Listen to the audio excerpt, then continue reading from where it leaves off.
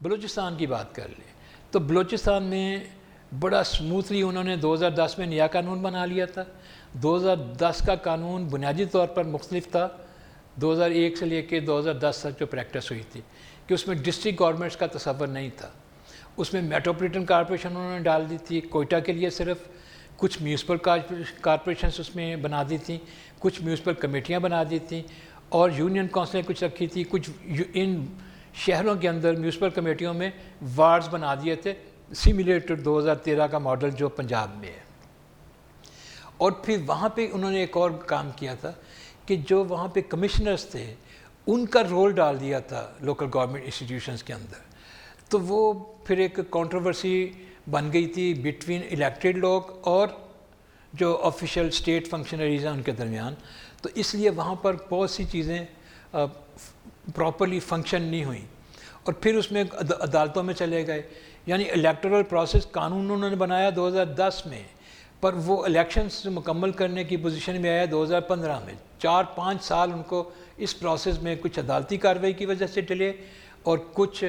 ان کے structural problems, یہ جو بیوروکریسی اور الیکٹڈ لوگوں میں پرابلمس تھے، اس کی وجہ سے ریزرو سیٹس کے اور ہیڈ آف انسٹیٹیوشنز کے الیکشنز نہیں ہو سکے تھے، تو وہ فنکشنل بھی لیٹ ہوا تھا۔ بہرحال وہ بڑا سموتھلی انہوں نے 2019 میں اپنا 4 سال کا ٹینیور پورا کیا، اور اب وہ نئے الیکشنز وہاں بھی ایجنڈے پہ ہیں۔ پر وہاں جو نئے الیکشنز تھے اس میں انہوں نے 2 اعتراضات رکھے تھے صوبائی حکومت نے۔ ایک یہ رکھا تھا کہ وہی جو حلقہ بندیاں آبادی میں ہو گئی ہے، بہت سی تبدیلیاں ہو گئی ہیں، تو اس لیے انہوں نے کہا تھا کہ اناؤنسمنٹ کی جائے مردم شماری کے رزلٹس کی، تو ان کی بنا پہ حلقہ بندیاں ہوں گی۔ تو ایک تو یہی اعتراض تھا۔ دوسرا ان کا اعتراض جو تھا وہ لا اینڈ آرڈر کے حوالے سے تھا، کہ لا اینڈ آرڈر جو ہے اس میں صوبائی حکومت نے کہا تھا کہ ہم انیبل ہیں کہ ہم الیکشنل پروسیس یہاں چلا سکیں، الیکشنز کروا سکیں، اس کو ڈیلے کر دیا جائے۔ وہ انہوں نے عدالت سے باقاعدہ اجازت لی تھی 1 سال ڈیلے کر دے، پھر اس کے بعد 1 سال کی اور مدت، پھر یہ لاک ڈاؤن آ گیا کرونا کی وجہ سے، وہ ایک جواز بن گیا، تو وہاں وہ پروسیس ڈیلے تھا۔ پر اب وہاں بھی ٹیکنیکلی پروسیس ختم ہو گیا ہے۔ الیکشن کمیشن آف پاکستان نے بلوچستان کے لیے بھی ٹی لیمیٹیشنز کمیٹیاں بنا دی ہیں، اناؤنس کر دی ہیں، نوٹیفائی کر دی ہیں۔ انہوں نے اپنا کام شروع کر لیا ہے۔ ایک آدھ ہفتے میں یا 2 ہفتوں میں ان کی ابتدائی جو ڈیمارکیشن ہے وہ پلان سامنے آ جائے گا، پھر اس کے اوپر اعتراضات ہوں گے، لوگوں کی سنوائی ہوگی، اور اس کے بعد حلقہ بندیاں فائنل ہو جائیں گی، تو پھر الیکشن شیڈیول ہوگا۔ تو وہ ایجنڈے کا حصہ بن چکا ہے کہ کسی نہ کسی ڈیلے ہو سکتا ہے، اور ڈیلے ہونے میں نے جیسے آپ کو پہلے کہا کہ ایک تو یہ کووڈ-19 کی وبا اور اس کی وجہ سے اس کا پھیلاؤ، اور اس کی وجہ سے جو ہوتا ہے lockdown, smart lockdown, ایک تو یہ وجہ ہے، دوسری لا اینڈ آرڈر۔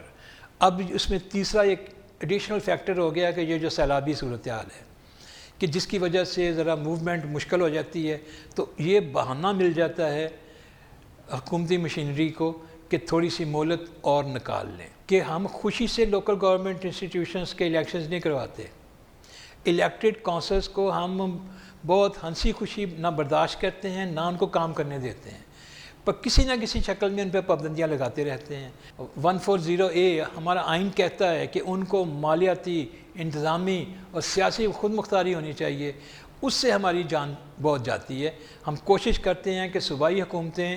پاورفل رہیں، اور وہ اپنی گرانٹس کے ذریعے، اپنے کنٹرول کے ذریعے ان منتخب حکومتوں کو چلائیں۔ لیکن جیسے میں نے پہلے کہا کہ منتخب حکومتیں جب پورے ملک میں فنکشننگ ان کی ہو، جیسے 2017 میں تھی، تو پھر پورے ملک میں ان کی مجموعی تعداد جو ہے وہ آپ حساب لگا لیں کہ 60,000 کے قریب پنجاب کے، 40,000 کے قریب خیبر پختونخوا کے، اور دونوں صوبوں کو ملا کے کوئی 20,000 کے قریب، یعنی کہ 1.25 لاکھ الیکٹڈ لوگ گراس روٹ لیول کے اوپر متحرک ہوتے ہیں، جو کمیونٹی کے ترجمان بھی ہوتے ہیں، سپوکس پرسن بھی ہوتے ہیں، اور ان کے لیڈر بھی ہوتے ہیں۔ کمیونٹی ان کے ذریعے یا ان کے ارد گرد گھومتی ہے، اور پھر وہ لوکل گورننس میں بھی فنکشنریز ہوتے ہیں۔ تو یہ ایک بہت ایفیکٹو قسم کا رول ہے جو ہم ادا کرتے ہیں، پر یہ انفارچونیٹلی خواہش اقتدار کی اور قبضے کی اور کنٹرول کی اور بالادستی کی وہ آڑے آ جاتی ہے جو اس کو انڈرمائن کرتی ہے۔ پر بہرحال یہ زیادہ دیر تک اب جو سپریم کورٹ کا فیصلہ ہے اس کے جو ایفیکٹس ہیں وہ ایفیکٹس یہ ہیں کہ وہ سپریم کورٹ کے فیصلے کی بنیاد ہے کہ یہ فنڈامنٹل رائٹس ہیں شہری کے، کہ جب وہ منتخب کرتے ہیں تو ان کو کام کرنے کا موقع ملنا چاہیے، کوئی رکاوٹ نہیں ہونی چاہیے، اور جس ادارے کو منتخب کرتے ہیں یہ ان کا بھی فنڈامنٹل رائٹ ہے کہ وہ اپنا ٹینیور پورا کرے اور وہ کام کرے۔ تو اس لیے ممکن نہیں ہے کہ فیوچر میں یہ سپریم کورٹ کی یہ جو ججمنٹ کا حصہ ہے یہ نظر انداز ہو جائے، اس کی تو پھر توہین عدالت ہو جائے گی۔ توہین عدالت اس ملک میں بہت بڑے اثر ڈالتی ہے،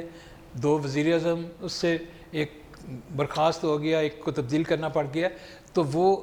فرق پڑتا ہے سپریم کورٹ کی نافرمانی کرنے کا، تو وہ مجھے نہیں لگتا کہ آئندہ سے ہوگا۔ سو آئندہ سے لوکل گورنمنٹ کا سسٹم ان پلیسڈ ہوگا، زیادہ بہتر ہوگا ماضی کی نسبت، اور جس طریقے سے ابھی سپریم کورٹ نے انٹرپریٹیشن کی ہے، اگر کوئی چلا گیا سپریم کورٹ میں یہ درخواست لے کے کہ یہ جو عدالت بحال ہوتے ہیں ان کے پاس اختیارات کم ہوتے ہیں، فنکشنز کم ہوتے ہیں، تو اس کے اوپر بھی آبزرویشن آ جائے گی، کوئی نہ کوئی یہ ججمنٹ آ جائے گی، تو اس لیے فیوچر بڑا اچھا ہے۔